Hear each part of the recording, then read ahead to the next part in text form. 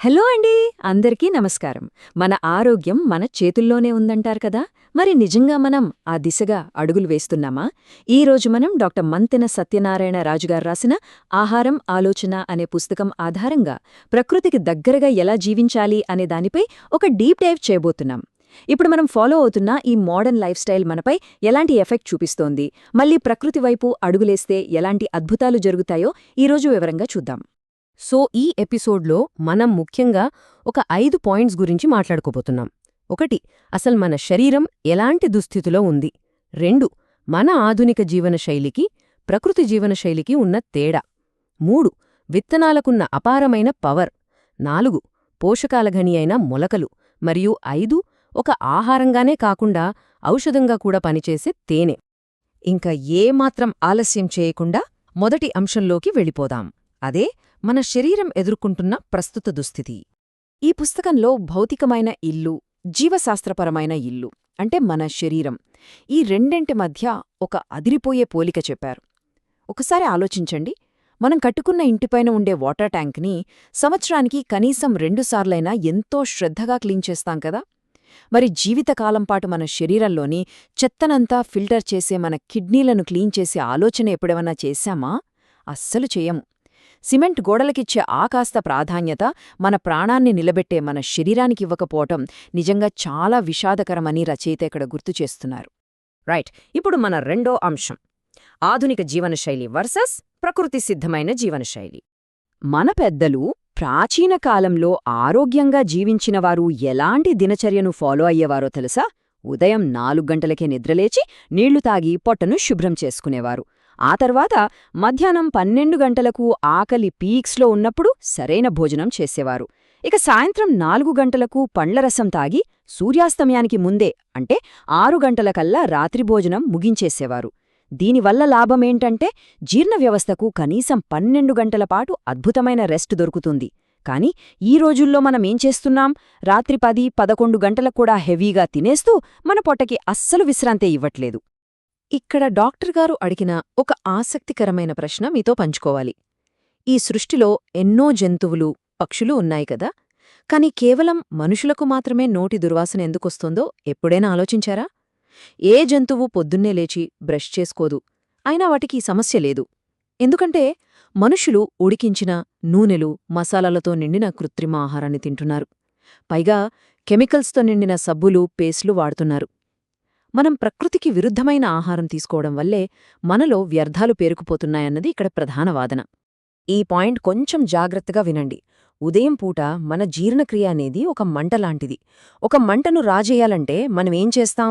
ముందుగా చిన్న చిన్న ఎండిన పుల్లలు వేస్తాం, అప్పుడే మంట బాగా రాచుకుంటుంది. అంతేగాని ఒకేసారి పెద్ద పెద్ద దుంగలు వేయం గదా. అదేవిధంగా ఉదయం పూట ఖాళీ కడుపుతో ఉన్నప్పుడు పండ్లు, మొలకలు లాంటి చాలా తేలికపాటి ఆహారం తీసుకోవాలి.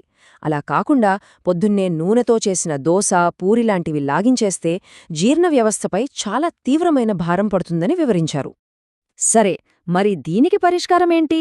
అదే మన మూడవ అంశం, విత్తనాలకున్న పవర్. మనం ఇందాక మాట్లాడుకున్న సమస్యలన్నింటికీ సమాధానమే డాక్టర్ రాజుగారు రాసిన ఈ అద్భుతమైన పుస్తకం. చూడ్డానికి చాలా చిన్నగా కనిపించే ఒక విత్తనంలో రేపు ఒక మహావృక్షంగా ఎదగడానికి కావాల్సిన శక్తి మొత్తం ఎలా దాగి ఉంటుందో కదా. అదేవిధంగా ఆ చిన్న విత్తనాల్లో మన మానవ శరీరానికి అవసరమైన అత్యుత్తమమైన పోషకాలన్నీ దాగి ఉంటాయని ఈ పుస్తకం చాలా స్పష్టంగా చెబుతోంది. ఇక్కడ ప్రాణిక్ ఎనర్జీ అనే ఒక ఇంట్రెస్టింగ్ కాన్సెప్ట్ ఉంది. సింపుల్గా చెప్పాలంటే ఇది ప్రకృతి నుండి మనకు లభించే ఒక జీవశక్తి. ఇది ఎక్కడ దొరుకుతుందంటే ఉడికించని పచ్చి ఆహారం, స్వచ్ఛమైన నీరు, అలాగే సూర్యరశ్మి ద్వారా దొరుకుతుంది. రచయిత విశ్వాసం ప్రకారం మనం ఆహారాన్ని మంటమీద ఉడికించకుండా పచ్చిగా తిన్నప్పుడు ఈ ప్రాణశక్తి నేరుగా మన శరీరంలోకి వెళ్ళిపోయి మన ఇమ్యూనిటీని అమాంతం పెంచిస్తుందట. నెక్స్ట్ మన 4వ అంశం, దీన్నే మనం పోషకాల గని అని కూడా చెప్పొచ్చు. అవేంటో తెలుసా? మొలకలు. పొడి విత్తనాలను ప్రాణంతో తొణికిసలాడే మొలకలుగా మార్చడమనేది ఈ న్యాచురల్ లైఫ్ స్టైల్లో చాలా ముఖ్యమైన ఘట్టం. ఒక మామూలు గింజను మొలకగా మార్చినప్పుడు జరిగే మ్యాజిక్ ఏంటో తెలిస్తే మీరు ఆశ్చర్యపోతారు. కాల్షియమేమో 34% పెరుగుతుంది, ఐరన్ 40% పెరుగుతుంది. ఇక సాధారణ విటమిన్లు ఏకంగా 285% పెరిగితే విటమిన్ బి2 గురించైతే చెప్పక్కర్లేదు. అది అక్షరాలా 515% పెరుగుతుందట. ఒక నిర్జీవంగా కనిపించే గింజకి ప్రాణం రాగానే ఇన్ని రకాల మార్పులు జరగటం నిజంగా అద్భుతంగదా? మరి ఇంత మంచి పోషకాలున్న మొలకలను ఇంట్లోనే సులభంగా ఎలా తయారు చేసుకోవచ్చు? చాలా సింపుల్. మొదటి దశలో పెసలు లేదా శనగలను ఒక 8 నుండి 12 గంటల పాటు నీటిలో నానబెట్టాలి. రెండవ దశలో ఆ నీటిని పూర్తిగా వంపేసి ఆ గింజలను గాలికి బాగా ఆరనివ్వాలి. మూడవ దశలో వాటిని ఒక పొడి బట్టలో కట్టి 15 గంటల పాటు పక్కన పెట్టేస్తే చాలు. అద్భుతమైన మొలటలు మనకి తినడానికి రెడీ అయిపోతాయి. ఈ మొలకలను పచ్చిగా తినడం వల్ల కలిగే లాభాలను పుస్తకంలో ఎలా వివరించారో చూడండి. మనం గింజను మొలకగా మార్చినప్పుడు అందులో విటమిన్ సి భారీగా పెరుగుతుంది. అంతేకాదు, అందులో అమైలేజ్ అనే ఎంజైమ్ పుట్టుకొచ్చి మనం తినే కాంప్లెక్స్ కార్బ్స్ని ఈజీగా జీర్ణమయ్యేలా చేస్తుంది.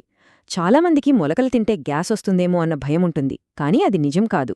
గ్యాస్ సమస్యను కలిగించే ఒలిగోసాకరైడ్స్ను ఈ ప్రక్రియ ఏకంగా 90% వరకు తగ్గిస్తుంది.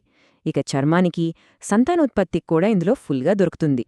ఇక చివరిగా మన 5వ అంశం తేనె.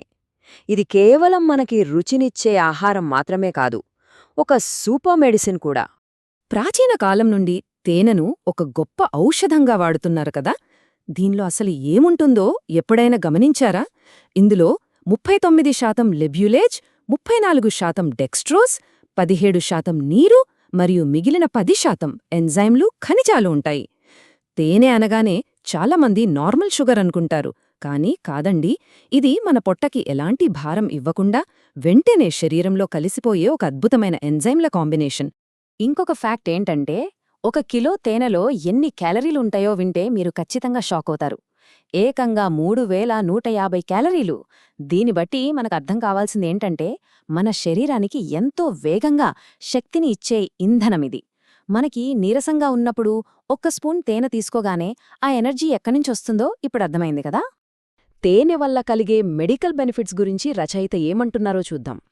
కడుపులో యాసిడిటీని తగ్గించి అల్సర్లను నయం చేయడానికి ఇది బాగా హెల్ప్ చేస్తుందట. ఫంగస్, బ్యాక్టీరియాలపై సహజ యాంటీబయాటిక్గా పనిచేస్తుంది. అలాగే బలహీనపడిన మన గుండె కండరాలకు వెంటనే గ్లూకోజ్ని అందిస్తుంది. అన్నిటికంటే ముఖ్యమైన విషయం, ఇందులో ఉండే ఫ్రక్టోజ్ వల్ల ఇన్సులిన్ సహాయం లేకుండానే మన కణాలు దీనిని నేరుగా తీసుకోగలమని ఈ పుస్తకంలో వివరించారు. ఈ విషయాలన్నింటినీ చూశాక డాక్టర్గారు చెప్పిన ఒక బ్యూటిఫుల్ లైన్ మనం ఖచ్చితంగా ఫాలో అవ్వాలి.